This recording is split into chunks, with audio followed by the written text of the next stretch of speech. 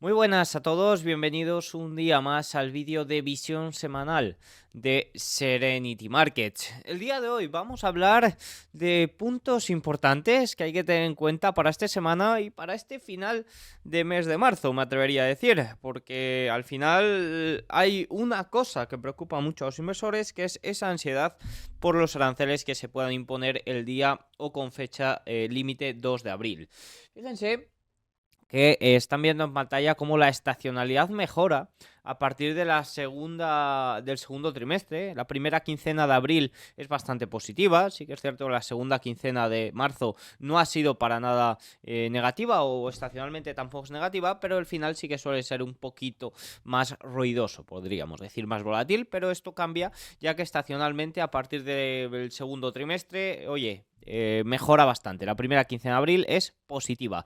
¿Esto quiere decir que sí o sí va a subir el mercado la primera quincena de abril? Para nada. Esto simplemente es un dato estadístico y hay que tratarlo como eso, como un dato estadístico.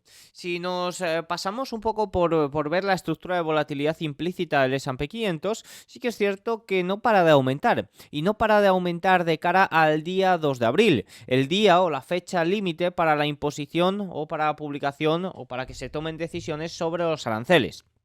Básicamente se espera que ese día ya estén todos los detalles sobre qué aranceles se van a imponer y cómo lo van a hacer. Por tanto, durante esta semana y media que tenemos entre medias, pues se espera una gran cantidad de amenazas y de noticias.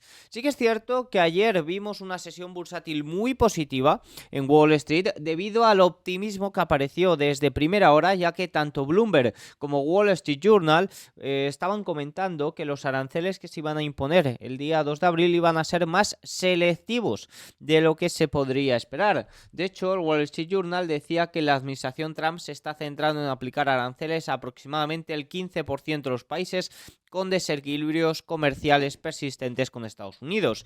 Y esto lo confirmó Donald Trump a última hora, diciendo que había países que se iban a sentir aliviados tras la imposición o tras la publicación de los aranceles, básicamente confirmando que no se van a publicar aranceles a todos hasta o antes del 2 de abril. Esto, lejos de ser una buena noticia, como he interpretado el mercado, yo la interpreto como alargar un poco más esta agonía, porque no hace falta ya simplemente que llegue el 2 de abril, sino que a partir de esa fecha vamos a seguir teniendo noticias y detalles sobre cómo será o cómo se llevarán a cabo las siguientes decisiones sobre los aranceles, ¿no? No obstante, al mercado le gustó, el mercado lo celebró, el mercado tenía ya gran incertidumbre descontada y a medida que van apareciendo certezas, pues el mercado lo va celebrando. Fíjense que ayer, lunes por la mañana, fue el lunes con una apertura de mayor gap alcista desde el 17 de octubre de 2022. Fíjense que el S&P 500 vuelve a encarar de nuevo la media de 200 sesiones.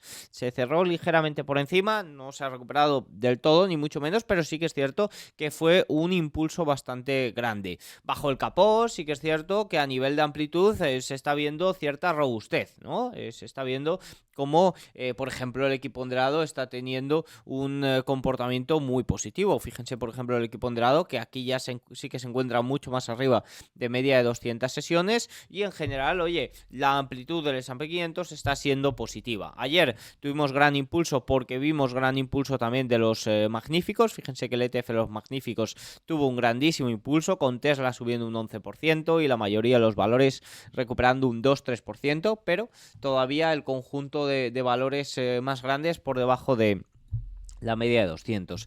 Y es que, oye, la limpieza de valoraciones ha sido bastante grande, tanto en el S&P 500 como en el S&P 500 equiponderado.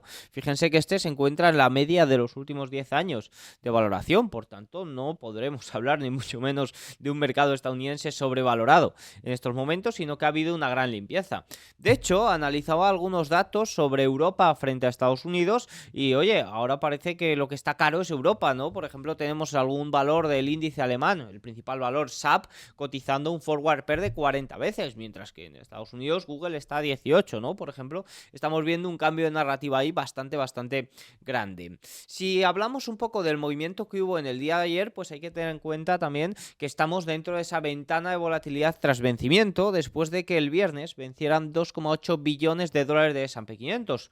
Lo hicieron justo a la apertura. Perdón, del S&P 500 no, del SPX, el ETF que replica el S&P 500. Lo hicieron justo en la apertura.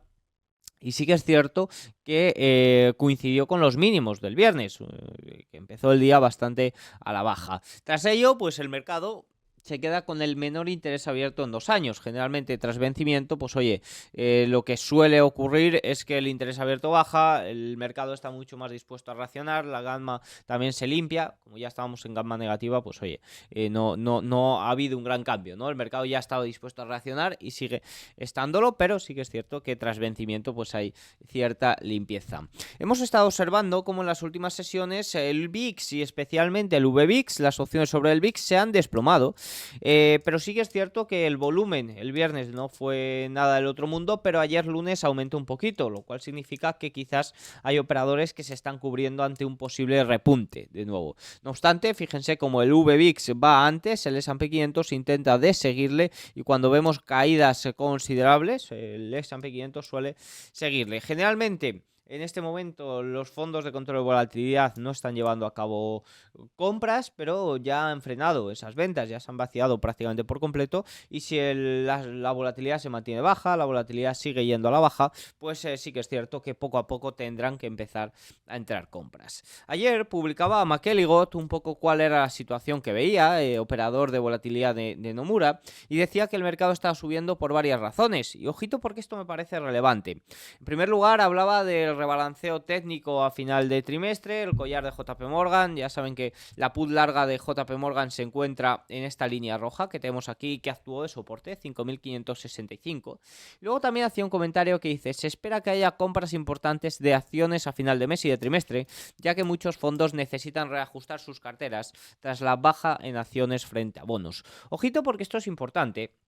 Porque durante este trimestre, tras la corrección tan grande que hemos visto en acciones, pues evidentemente a la hora de rebalancear carteras, sobre todo los fondos de pensiones, van a tener que llevar a cabo compras de bonos, compras de acciones y ventas de bonos. ¿Qué pasa? Que esto es el último día del mes y todavía quedan 7 sesiones. Si el mercado va al alza, un poco ya anticipando estas compras, pues luego cuando se lleven a cabo estas compras o cuando se tengan que llevar a cabo estas compras, no se van a llevar a cabo porque no ha habido tanta pérdida, ¿no? Por tanto, las cifras de rebalanceos sí que es cierto que se suelen comentar mucho antes de final de mes y de trimestre, pero cuando van cogiendo importancia son los últimos días, por tanto tendría cierta precaución sobre ello. Lo que me parece más importante en este momento es el desequilibrio comprador de los fondos sistemáticos. Hemos dicho que los fondos de control de volatilidad se han quedado vacíos y los fondos sistemáticos también. Los fondos, los CTAs que se llaman, fondos algorítmicos, que les da igual que comprar y cómo de caro o barato está, simplemente tienen capital. Cuando están muy posicionados pues hay un desequilibrio claro vendedor, como ocurrió a inicios de febrero, y ahora al revés. Y fíjense que para el próximo mes, si el mercado va al alza, tiene un desequilibrio comprador récord desde noviembre de 2023, 56.594 millones. Se trata del mayor desequilibrio comprador desde noviembre de 2023, es decir, que los fondos se han vaciado por completo. Eso explica la rápida corrección y que a partir de ahora tiene un claro desequilibrio comprador, y en caso que el mercado vaya al alza, recupere niveles de 5.800, podrían entrar con grandísimas compras. Por tanto, esto hay que tenerlo muy en cuenta. Dicho esto, para la semana, ¿qué puede actuar de catalizador? Pues evidentemente cualquier certeza sobre los aranceles será muy positivo, pero aún así tenemos datos importantes en Estados Unidos, como es el Producto Interior Bruto final del cuarto trimestre, que lo conoceremos el jueves, y el deflactor de inflación, el llamado PCE subyacente, que se conocerá el viernes y que se espera un dato superior a los datos de inflación al consumidor y de inflación al productor, ya que los componentes para extraer este dato fueron un poquito superiores. Por tanto, estaremos pendientes de estos datos.